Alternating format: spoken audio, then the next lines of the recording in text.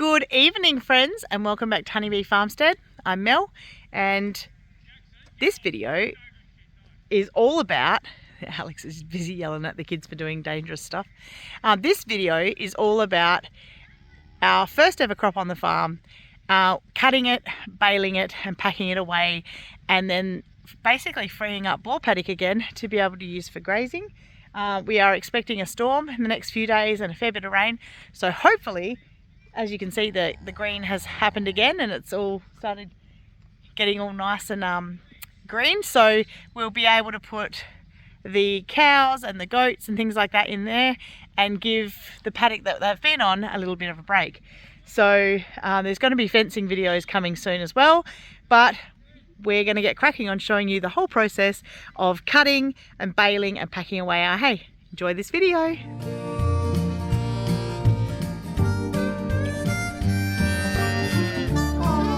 She thinks you're her baby too.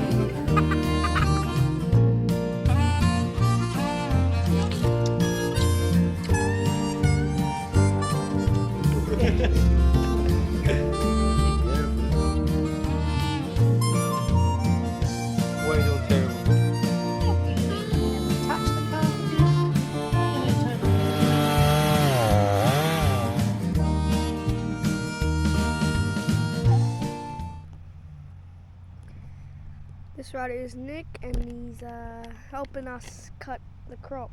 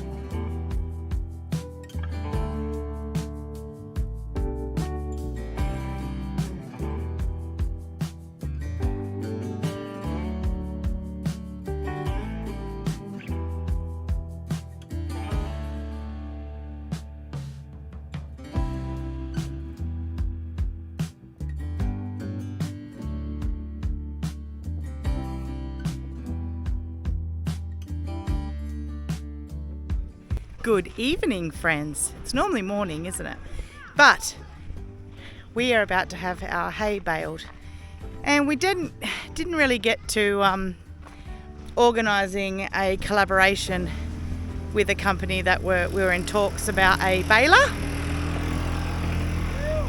We're in talks about a small baler that was more homestead-like and would roll smaller bales, because you normally only get 5 foot and 4 foot round bales, whereas this new baler that I was looking at comes with like a lot smaller roll, and it also comes with the option to use jute rope as the string rather than plastic or netting. And I'm trying to steer away from all that. We'll see how we go for next season, because I do actually want to purchase one and own one and have one, you know, that be what we use as our baler. But in the meantime, you know, it was all kind of timing. So our hay was cut, and then about 4 days later it rained for a couple of days, and then we've had to leave it so that it was able to dry out, because you can't bale wet hay. There's all this technical stuff about it. The other thing is, this particular blend that we've done with the pea, oat and barley is not a common blend that people do. So we've used our mate from up the road, his knowledge and expertise. He's become good friends with Alex. Shout out to Nick, he's great. He came and cut it for us, and we just paid him to cut it for us, which is really ideal for us, so that we don't have to purchase all that machinery this year, because we've already, as you guys know, purchased that massive tractor. And before Nick gets started on his own hay, because he's got thousands of acres to bale, we are going to, he's kindly offered to bale for us at an excellent rate. And the reason it's afternoon or getting on to dark nighttime is because when you're baling, apparently you need to have it kind of dampness in the air so that it bales properly. Now again, very technical, but that's what we're doing tonight. So we've cleaned out a spot in our shed, in our hay shed, where we were keeping clementine and things like that, to be able to stack it straight in. So Alex is going to go behind Nick as he bales. As the bale rolls out, Alex is going to get the tractor with the forks, he's going to pick up the bale and he's going to put it straight away in the shed.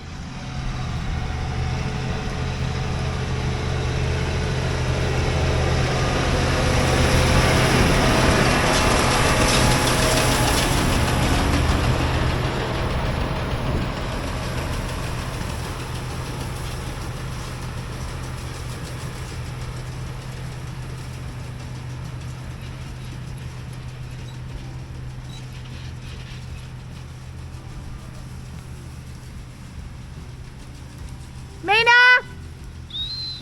Come back!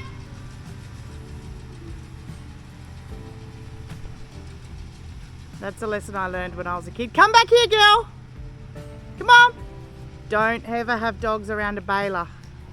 My neighbours lost a dog inside a baler. Little Jack Russell ran up into the baler and got bailed up, and obviously going around the mechanisms got all minced up. Horrible, horrible day that was. Come, Mina. Come on, girl. Out you come. I'm going to let Alex do the drone footage of this process for you guys, because I'm absolutely getting eaten alive by mozzies. So I'm going to get my beautiful guardian dog here out of the paddock so she doesn't get munched up in the baler. Come on, my girl. Let's go. Come, Mina. Come on, girl. I think the cows can smell the hay when it's being baled, because they're all like hanging by the fence bellowing out. You might be able to hear them. There it is, a 4-foot round, our first bale of hay to spit out of the hay roll.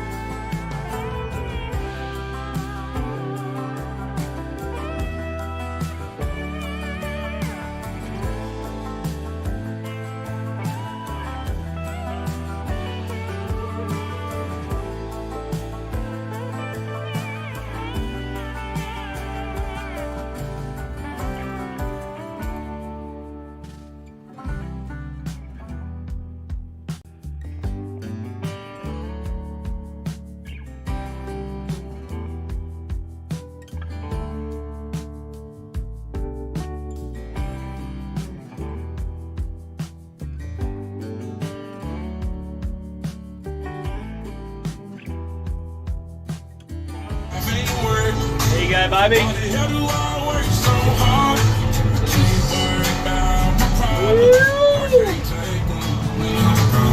Look at the male.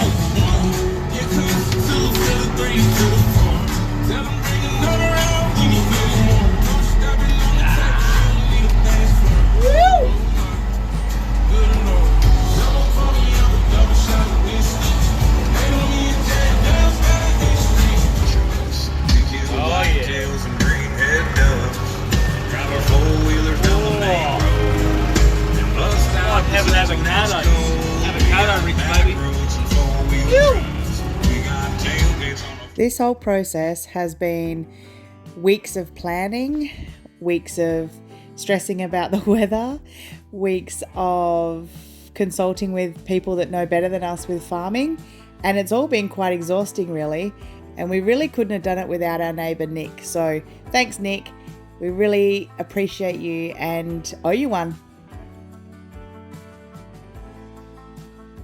The other big thing that's needed a lot of consideration when you have a couple of paddocks out of rotation is where you're going to put everyone. So we're in the process of building the goaty girls, who are all pregnant, a goat specific pen that's going to be quite large and have lots of cool things for them to play on, as goat kids and even adult goats are very playful and love to, you know, play and expand their minds. So the car that you just saw go past was filled with about $5,000 worth of fencing equipment. So that will be in upcoming videos. And we've been putting the little calves out on the back lawn when they're separated from their mums overnight so that we can get the milk. And that means that they'll be able to eat all this lovely green grass, get to know the goats a little bit, and just generally have a bigger, nicer area to play and interact with everyone. I don't know exactly how long it's going to take for the goats to have their babies, but we ended up getting a Nigerian dwarf buck from a lady down south, and they all look to be pregnant to us, so fingers crossed that we get some nice little doelings. The good thing is that both the Anglo-Nubian, which they are, and the Nigerian dwarf, which Dad is, are up there with some of the best milk production goats that you can get. So stay tuned for that, because we're going to have lots of good goat milking videos and introducing you to the babies, potentially birthing as well, and also the making of their pen. We've got lots coming up in the future, but for now, let's get back to why Grace is moving the cows out of this paddock and over to the laneway. There's Sheila. I think she's a cow because she was raised with them. And Josephine is looking good. She's nearly dried up, ready to just recuperate in time to have her baby. And Mia shouldn't be far behind.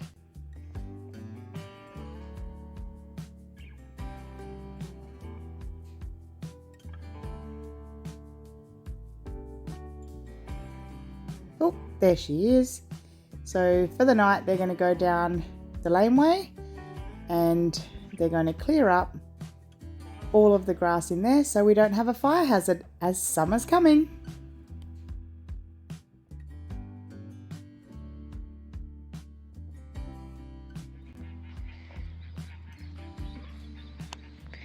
Good girls. Trimming up the laneway. Just keep them in with this bit of electric fence, because the rest of those bales have got to go in the shed tonight before the rain hits tomorrow. Electrified? Hey, it's electrified. How'd you like that? What a huge process, producing your own hay. But how much more responsible do you feel for your, like, feeding your animals and stuff? It's like, it's a good feeling. It's almost like, it's better than having money in the bank, having food in the sheds for your animals. Yeah. Food that you grew organically, whilst repairing the soil as well. So next season it'll be even better. Yeah. And yeah, pretty exciting. More bulk. More bulk. Well, next year we think we're going to do this paddock here, which is tree dam. So we'll give tree dam a rest from the cows and sheep, and we'll crop the entire thing because we're going to do a regen blend. And we're going to do, so come back here so the geese can go back in for the night. Yeah, hello, my sweet girl. Don't touch the wire. Hi there, honey. Hi, Jojo. Here they come. What, so Dad's coming down and filling that up?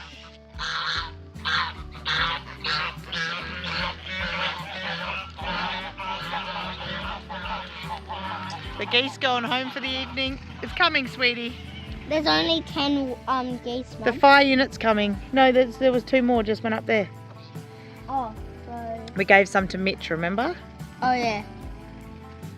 And these girls are going to eat down all of the... Did you just see that? What? Jojo just went like this. Watch. Like she walked like this and she went... I want to see if she touches it to see if she gets zapped.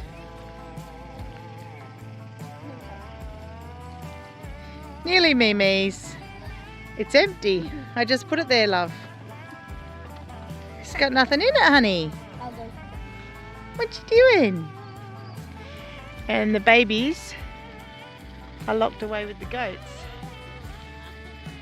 in the backyard where there's lots of fresh green pickings.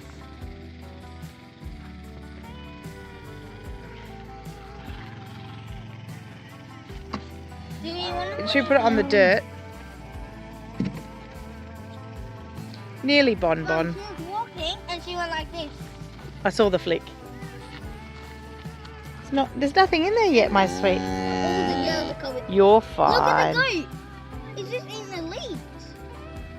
You're fine. Your baby's okay. There you go. That's our afternoon. I hope you enjoyed the cutting of the crop and the baling of the crop and the packing away of the bales. It's just to kind of show you that it is quite a lot of work. Well worth it, don't get me wrong. We're really glad we did it because it feels like food security for our animals. And you can actually chillax for a minute. No, because we're straight onto fencing. We bought a heap of fencing materials today with the proceeds of the sales of our cows, because we're going to be re-fencing a lot of the areas on the farm and creating smaller paddocks that we can rotationally graze and keep working towards, oh no, mozzies are out. Keep working towards our like regenerated property that we have been sort of working towards. So we hope you enjoyed that video, and yeah, give us some comments below. Give us a thumbs up if you liked it. Share it with some friends if you think that they might enjoy it. And yeah, definitely comment. We love the comments. I love all the comments.